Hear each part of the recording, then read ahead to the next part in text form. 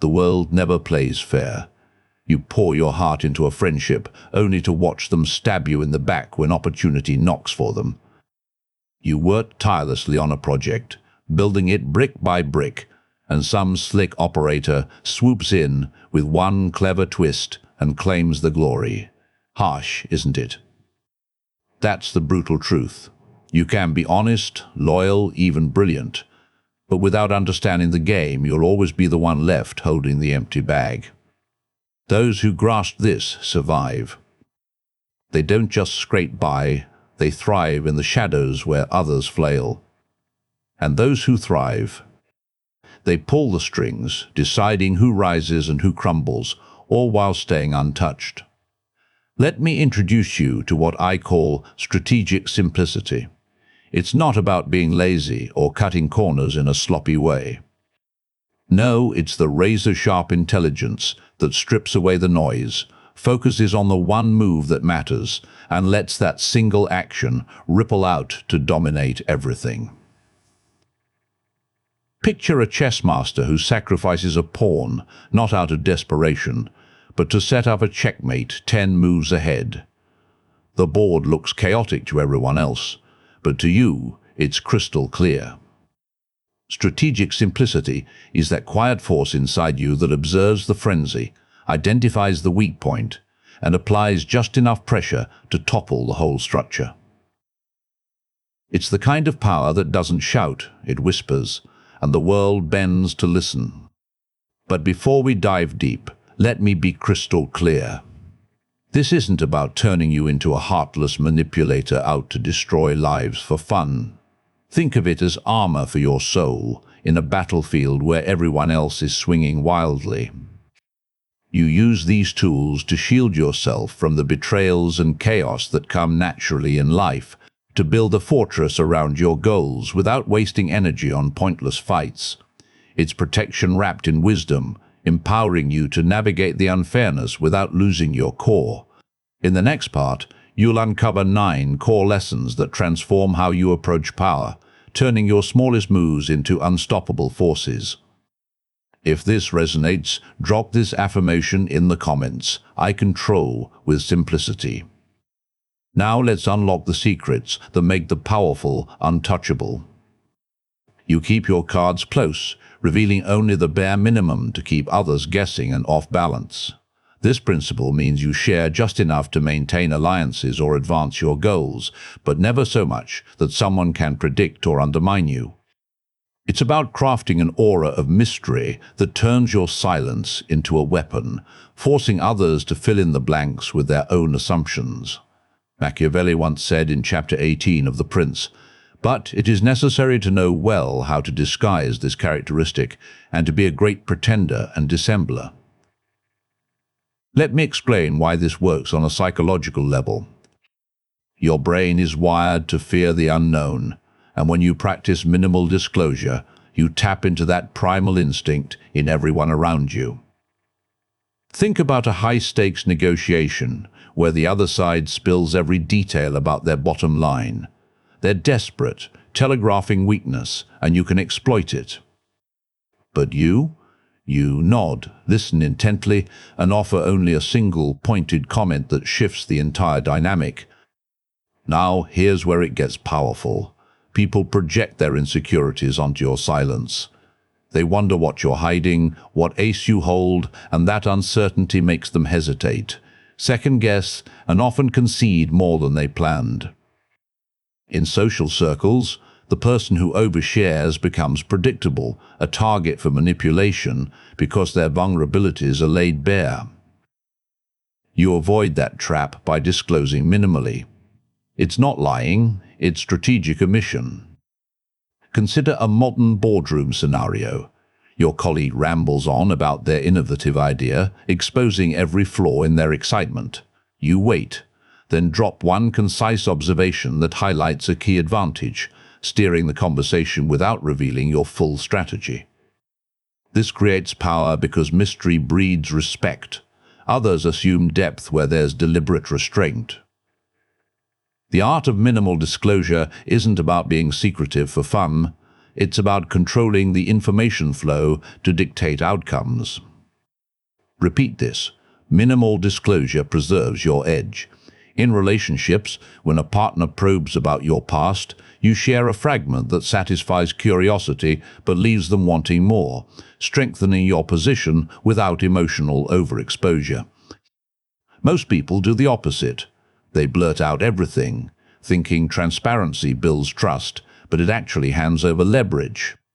They explain their motives in detail during a conflict, allowing the other person to counter every point. Instead, you could respond with a simple, "I see your perspective," and pause, letting their imagination run wild.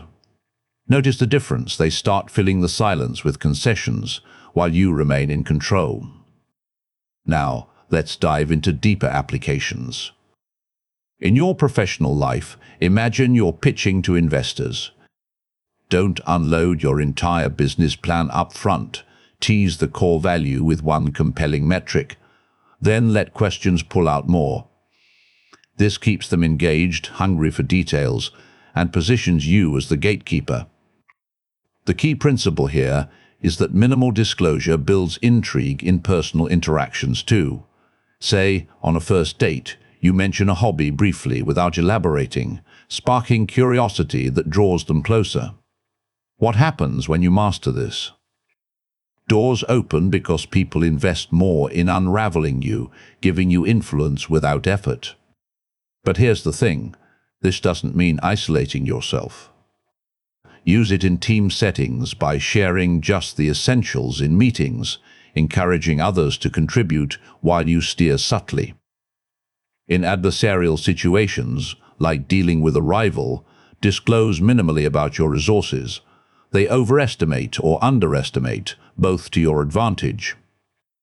Think of historical figures like Cleopatra, who revealed fragments of her intentions to Caesar, weaving alliances through enigma rather than full exposure. In today's digital world, apply it to social media posts sparingly, with cryptic captions that hint at success, drawing followers without baring your soul. The art of minimal disclosure transforms everyday exchanges into power plays. Repeat it, minimal disclosure is your shield. Even in family dynamics, when a relative pushes for advice on your finances, offer one tip and redirect, maintaining boundaries that protect your autonomy. Never push minimal disclosure to the point of total isolation, where others perceive you as untrustworthy or aloof, eroding potential alliances. Balance it with genuine moments of sharing to foster loyalty without vulnerability. Remember, the art of minimal disclosure isn't about hiding. It's about revealing just enough to turn the unknown into your greatest ally. You strike not when emotions surge, but at the exact moment when conditions align for maximum impact with minimal effort. This means observing patterns, waiting patiently, and acting swiftly once the window opens, turning a small move into a cascade of results. Precision in timing is the heartbeat of strategic simplicity, ensuring your actions land like a perfectly placed domino. Machiavelli teaches us in Chapter 3 of The Prince, because the Romans did in these instances what all prudent princes ought to do, who have to regard not only present troubles, but also future ones, for which they must prepare with every energy, because, when foreseen, it is easy to remedy them. But if you wait until they approach, the medicine is no longer in time because the malady has become incurable. Here's the psychology behind it. Your mind thrives on anticipation, but most waste energy reacting impulsively, scattering their power. You harness precision in timing by cultivating awareness, scanning for signals like a predator. Let me explain with a real scenario. In a corporate merger, the executive who jumps in too early reveals desperation, inviting pushback and higher costs. But you monitor tensions, wait for a dip in their stock or internal discord, then make one targeted offer that seals the deal effortlessly. Now here's where it gets powerful. Timing exploits human impatience. Others rush, making errors you capitalize on with calm precision. Consider a political campaign where opponents blast ads prematurely, burning budgets while voters tune out. You hold back, launching a single viral message right before polls open, swaying undecideds with fresh impact. Precision in timing isn't luck, it's disciplined observation. In personal conflicts, like arguing with a spouse, blurting accusations mid-heat escalates chaos. Instead, you pause, let emotions cool, then address the core issue with one incisive question that resolves it cleanly. The beauty is how this conserves your resources. Energy, time, influence, all focused on that pivotal moment. Repeat this. Precision in timing multiplies your power. Psychologically, it creates a ripple effect.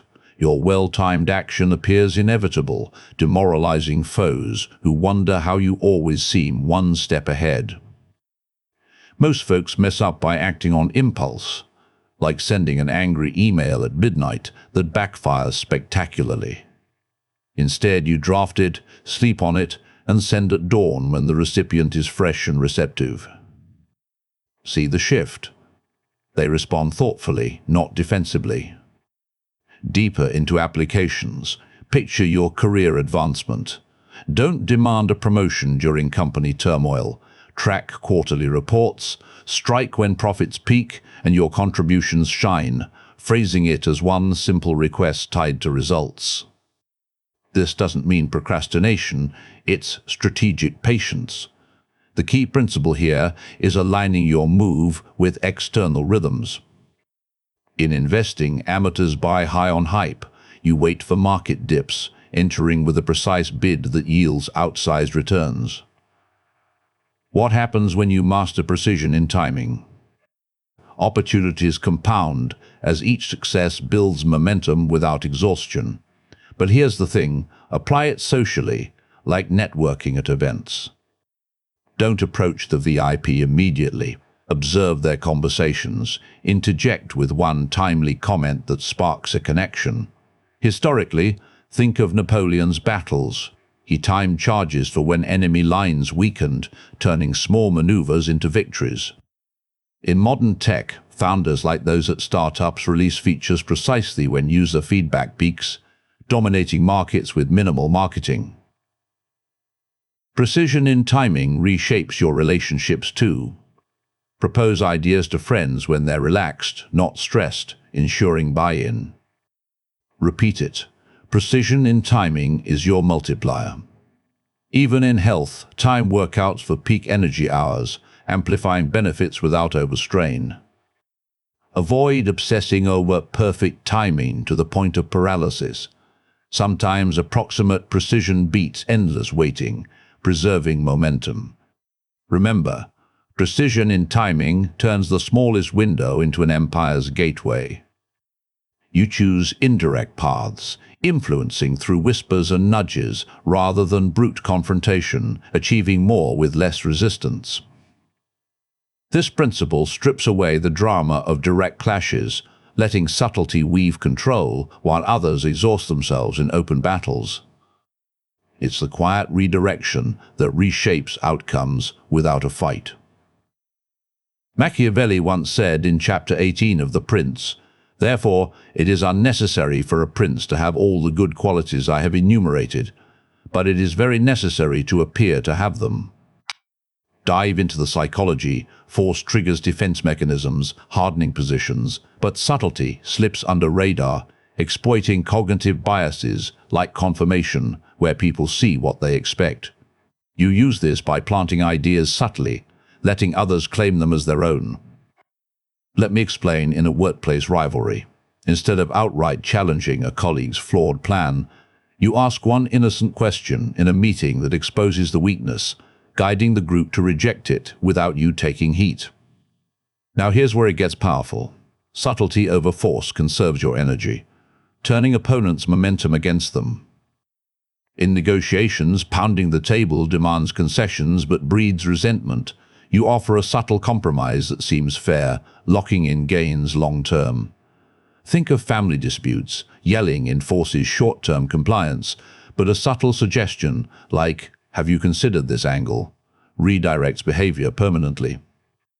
Subtlety over force builds invisible alliances. People align with you because it feels organic, not coerced. Repeat this. Subtlety over force wins silently. Psychologically, it leverages reciprocity.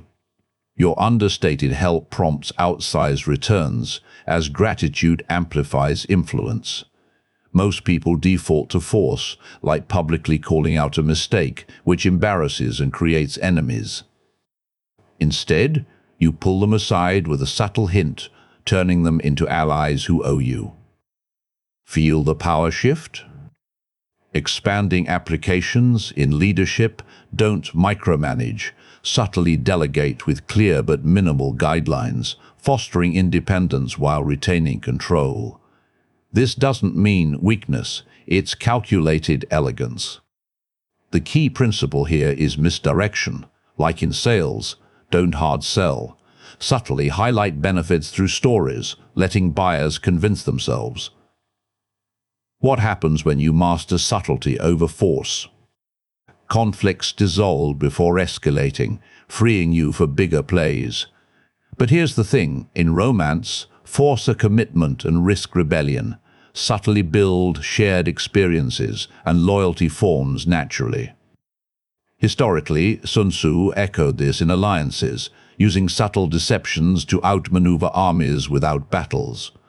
In current politics, leaders subtly leak info to shape narratives, controlling media without direct statements. Subtlety over force applies to self-improvement too. Don't force habits, subtly integrate them, like placing a book by your bed to encourage reading. Repeat it. Subtlety over force is your elegant blade. Even in crises, a subtle pivot, like reframing a setback as opportunity, rallies teams without panic. Don't confuse subtlety with passivity. When force is inevitable, blend it minimally to avoid overkill that invites revenge. Remember, subtlety over force isn't evasion, it's the art of winning without the war. You strip away distractions, channeling all energy into the core elements that drive real power and results. This means identifying what truly matters, be it a skill, relationship, or goal, and ignoring the fluff that dilutes your impact. Focus on essentials turns scattered efforts into laser-sharp dominance.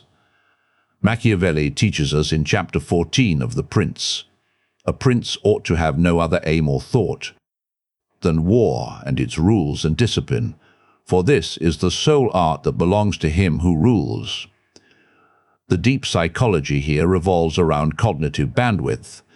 Your mind can only handle so much before performance drops. By focusing on essentials, you avoid overload, creating mental clarity that breeds decisive action. Let me explain with an entrepreneur's grind. Most juggle a dozen ideas, spreading thin and failing everywhere. You pick one viable product, pour resources there, and watch it scale while competitors burn out. Now here's where it gets powerful. Focus on essentials eliminates noise, amplifying your smallest moves. In daily routines, chasing every trend fragments your day. You select 3 key tasks, execute flawlessly, and end with momentum. Think of athletes. Amateurs train sporadically on everything. Elites focus on essentials like form and recovery, shattering records. This principle taps into flow states, where undivided attention turns ordinary efforts into extraordinary outcomes. Repeat this. Focus on essentials sharpens your edge. Psychologically, it counters decision fatigue. By pruning options, you make bolder choices, as seen in minimalists who thrive with less clutter. Most err by multitasking, like checking emails during strategy sessions, diluting focus and missing opportunities. Instead, you silence notifications, dive deep into one issue, emerging with solutions others overlook. Spot the transformation. Deeper still, apply to relationships. Don't spread affection thinly across superficial ties. Focus on essentials with a few key people, building unbreakable bonds. This doesn't mean neglect, it's prioritization. The key principle here is ruthless elimination. Audit your life. Cut non-essentials like draining hobbies. What happens when you master focus on essentials? Productivity soars as each action compounds without waste. But here's the thing, in education, students cram broadly. You target core concepts, mastering them to ace exams effortlessly. Historically, Leonardo da Vinci focused on essentials in anatomy for groundbreaking art, ignoring distractions. In modern business, companies like Apple thrive by focusing on essentials in design, outpacing bloated rivals. Focus on essentials reshapes health too. Don't chase fads. Hone basics like sleep and nutrition for peak vitality. Repeat it. Focus on essentials is your foundation. Even in finance, invest in a few solid assets, not scattering funds, yielding steady growth. Beware of narrowing so much that you miss emerging threats. Periodically reassess essentials to stay adaptable. Remember, focus on essentials isn't limitation. It's the path to unbounded power. You wield silence as a tool, speaking only when it serves your purpose, letting quiet amplify your presence and unsettle others. This principle means holding back words to create space for observation, reflection, and strategic revelation. The power of silence dominates where noise fails. Machiavelli once said in chapter 23 of a prince therefore ought always to take counsel, but only when he wishes and not when others wish. Psychologically, silence exploits discomfort. People abhor vacuums, rushing to fill them with revelations you can use. You become the enigma, drawing power from restraint. Let me explain. In interrogations or interviews, the talkative candidate oversells, exposing flaws. You answer concisely, pause thoughtfully, compelling the interviewer to probe deeper and reveal their needs. Now here's where it gets powerful. The power of silence builds authority. In debates, rambling dilutes arguments, but your measured response lands heavier. Consider a tense family gathering where arguments erupt. You stay silent, observing alliances, then interject once with a unifying comment that redirects everything. This isn't withdrawal, it's calculated amplification. In sales pitches, bombarding with features overwhelms. Silence after a key point lets the prospect convince themselves. Repeat this. The power of silence commands respect. It fosters introspection too, allowing you to process information without knee-jerk reactions, turning potential mistakes into advantages.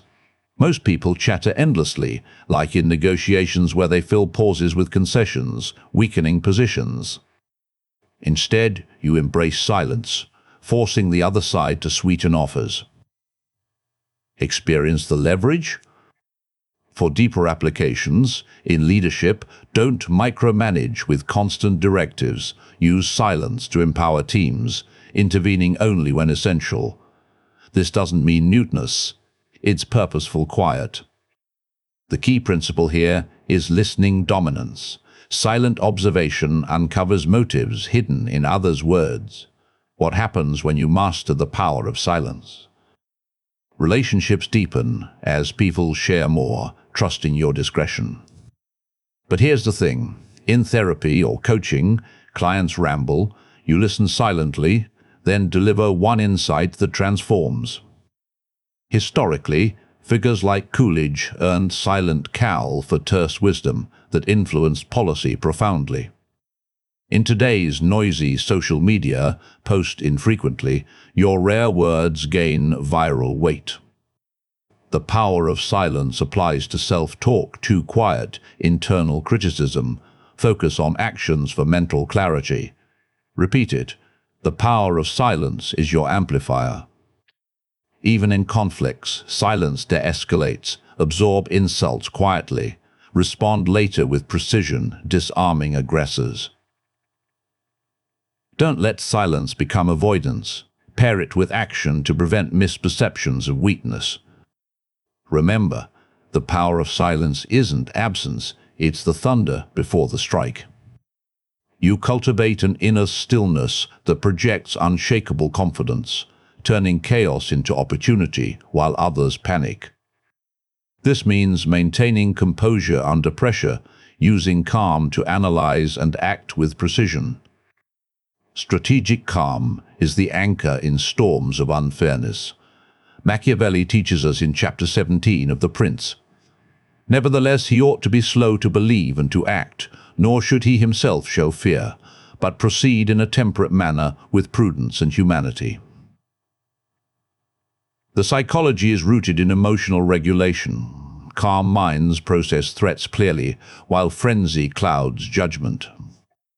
You build strategic calm through practice, breathing through turmoil to spot openings. Let me explain in crisis management. Teams freak out during market crashes. Selling low, you stay calm. Buy undervalued assets with one calculated move. Now here's where it gets powerful. Strategic calm unnerves opponents, making them overreact and err. In arguments, raised voices escalate, your even tone forces de-escalation, winning concessions. Think of surgeons. Panic kills patients. Calm precision saves lives with minimal incisions. This principle detaches you from emotional hooks, freeing energy for strategy. Repeat this. Strategic calm conquers chaos. Psychologically, it triggers mirror neurons. Your poise calms allies, boosting collective performance. Most react emotionally, like road rage that leads to accidents. Instead, you breathe, assess, and maneuver safely ahead. Witness the control gained. Deeper applications include parenting, kids tantrum, force escalates, but strategic calm models behavior, resolving issues swiftly. This doesn't mean indifference. It's focused serenity. The key principle here is detachment without disconnection, observe without entanglement. What happens when you master strategic calm? Decisions improve as clarity reveals paths hidden in panic. But here's the thing. In sports, athletes choke under pressure. You visualize calm, executing the winning play. Historically, Washington at Valley Forge maintained calm, rallying troops through winter hardships. In modern investing, Buffett's calm buys during downturns build fortunes. Strategic calm reshapes negotiations too. Remain unflappable when bluffed, extracting better terms. Repeat it. Strategic calm is your fortress. Even in personal loss, calm processing leads to resilient recovery, not destructive grief. Avoid feigned calm that masks inaction. True strategic calm propels timely moves. Remember, strategic calm isn't passivity, it's the eye of the hurricane directing the storm. You address budding issues with quick, targeted fixes before they balloon, saving vast resources in the long run. This principle involves vigilant monitoring and minimal but effective actions to nip problems at the root. Small interventions prevent empires from crumbling. Machiavelli once said in chapter 3 of The Prince, "If one is on the spot, disorders are seen as they spring up, and one can quickly remedy them. But if one is not at hand, they are heard of only when they are great, and then one can no longer remedy them." Psychologically, small interventions leverage the compounding effect. Early corrections avoid exponential growth of troubles. Your proactive stance turns potential disasters into minor adjustments. Let me explain. In health, ignoring a slight pain leads to surgery. You intervene small with rest and checkups, staying fit. Now here's where it gets powerful. Small interventions maintain momentum, as unchecked issues drain energy. In projects, a tiny code bug ignored crashes systems. You fix it early with one line, launching smoothly. Consider relationships. Small slights fester into resentment. A quick apology intervenes, restoring harmony. This isn't micromanaging, it's efficient guardianship. Repeat this. Small interventions secure futures. It taps into prevention bias, where humans undervalue avoidance until crisis hits. Most delay, like waiting for debts to pile before budgeting, facing bankruptcy. Instead, you intervene small with monthly reviews, building wealth steadily. See the empowerment. For deeper layers, in business, spot market shifts early. Intervene with a product tweak, capturing share before rivals react. This doesn't mean constant meddling, it's discerning precision. The key principle here is leverage points. Target where small effort yields big change. What happens when you master small interventions? Life stabilizes, freeing you for growth. But here's the thing. In education, correct study habits early. One adjustment turns failing grades to excellence. Historically, Rome's early colony placements intervened small to secure territories without wars. In current tech, patches intervene on vulnerabilities, preventing hacks. Small interventions apply to environment too. Recycle daily to avert climate crises. Repeat it. Small interventions are your preemptors. Even in mental health, journal small stresses to prevent burnout.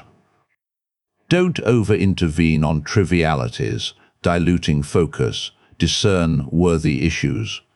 Remember, small interventions aren't minor. They're the keys that lock out chaos. You build and trust your own capabilities, minimizing dependence on fickle externals that can betray you. This means honing personal strengths to navigate alone when needed, turning self-reliance into unassailable power. Reliance on self fortifies against the world's betrayals. Machiavelli teaches us in chapter 13 of The Prince. The wise prince, therefore, has always avoided these arms and turned to his own, and has been willing rather to lose with them than to conquer with the others, not deeming that a real victory which is gained with the arms of others. The psychology centers on locus of control. Internal reliance boosts resilience, reducing anxiety from unreliable others. You cultivate this through skill building, facing challenges solo. Let me explain. In survival scenarios, depending on group's risks, abandonment, you learn basics like fire starting, thriving independently. Now here's where it gets powerful. Reliance on self eliminates vulnerabilities, as allies can turn. In careers, outsourcing core tasks invites sabotage. You master them, controlling destiny. Think of inventors. Edison relied on self-experiments, not teams, birthing innovations. This principle fosters confidence as victories feel earned. Repeat this. Reliance on self breeds invincibility. Psychologically, it counters learned helplessness, empowering proactive living. Most lean on others excessively, like borrowing ideas that flop when support withdraws. Instead, you develop your own, standing firm. Grasp the independence. Deeper applications in finance. Don't rely on advisors blindly. Study markets yourself, making informed trades. This doesn't mean isolation, it's foundational autonomy. The key principle here is incremental self-mastery. Start small, like cooking meals to cut restaurant dependence. What happens when you master reliance on self? Freedom expands, unhindered by others' whims. But here's the thing. In travel, pack essentials yourself. Avoid lost luggage woes. Historically, explorers like Shackleton relied on self in Antarctica, surviving ordeals.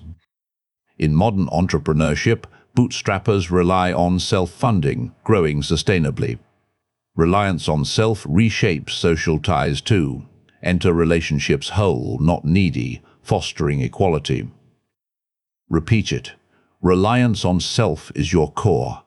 Even in learning, self-teach skills online, accelerating growth without classes. Shun extreme isolation that blocks collaboration. Use self-reliance as base for selective partnerships. Remember, reliance on self isn't solitude, it's the strength that makes you unbreakable. You identify and execute the singular, decisive action that unlocks vast possibilities, ignoring distractions. This means scanning for leverage points, where one effort alters everything. The key move redefines games with elegant precision. Machiavelli once said in Chapter 3 of The Prince, "Men ought either to be well treated or crushed, because they can avenge themselves of lighter injuries, of more serious ones. They cannot. Therefore the injury that is to be done to a man ought to be of such a kind that one does not stand in fear of revenge." Psychologically, the key move exploits tipping points, small inputs yielding disproportionate outputs like chaos theory's butterfly effect. You train to spot these, acting boldly once found. Let me explain in chess, endless pawn shuffles stall, one queen sacrifice checkmates. Now, here's where it gets powerful. The key move conserves resources, turning minimal input into dominance. In activism, scattered protests fizzle. One symbolic act, like Rosa Parks's refusal, ignites movements. Consider inventions. Tinkering broadly wastes time. Focus on the key breakthrough like the transistor, revolutionizing tech. This isn't gambling, it's informed daring. Repeat this. The key move unlocks empires. It leverages opportunity costs, ensuring your energy hits where it multiplies. Most scatter efforts, like applying to dozens of jobs vaguely, getting rejections. Instead, you tailor one application masterfully, landing the role. Sense the efficiency? Deeper into it, in warfare, sieges drag, a key flanking maneuver ends battles swiftly. This doesn't mean recklessness, it's calibrated risk. The key principle here is singularity. Distill complexities to one pivotal action. What happens when you master the key move? Transformations accelerate as chains react. But here's the thing. In writing, endless drafts paralyze. One bold edit polishes the piece. Historically, Gandhi's Salt March was the key move against British rule, mobilizing masses. In today's startups, pivoting to one feature, like Instagram's photo focus, explodes growth. The key move applies to personal change too. Quit one habit, like late-night scrolling, unlocking better sleep and productivity. Repeat it. The key move is your catalyst. Even in diplomacy, one concession can seal treaties, averting wars. Don't chase phantom keys endlessly. Verify through testing to avoid missteps. Remember, the key move isn't random. It's the simplest twist that controls all. You've just learned the 9 traits of strategic simplicity. But knowledge without application is worthless. It's like holding a key but never turning it in the lock. Pick one lesson right now. Maybe it's the power of silence or precision in timing. Doesn't matter which, as long as it's just one. Practice it for the next 7 days. Start small. In your next conversation, hold back one unnecessary detail and watch how it shifts the dynamic. Don't try to master all at once.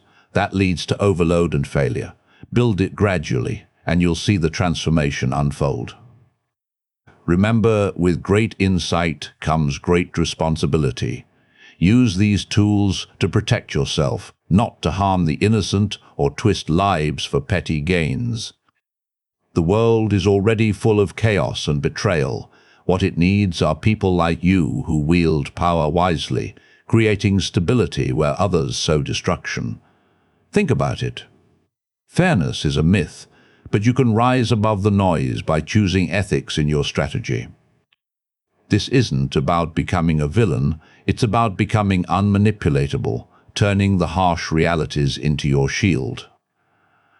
When you apply strategic simplicity with integrity, you don't just survive the game, you redefine it for the better. The bigger picture. A life where you're in control, free from the emotional traps that ensnare most people, contributing to a world that's a little less frantic because of your calm influence. There are two types of people in this unfair world. Those who manipulate through complexity and noise, exhausting themselves and others in the process, and those who become unmanipulatable by embracing simplicity's edge.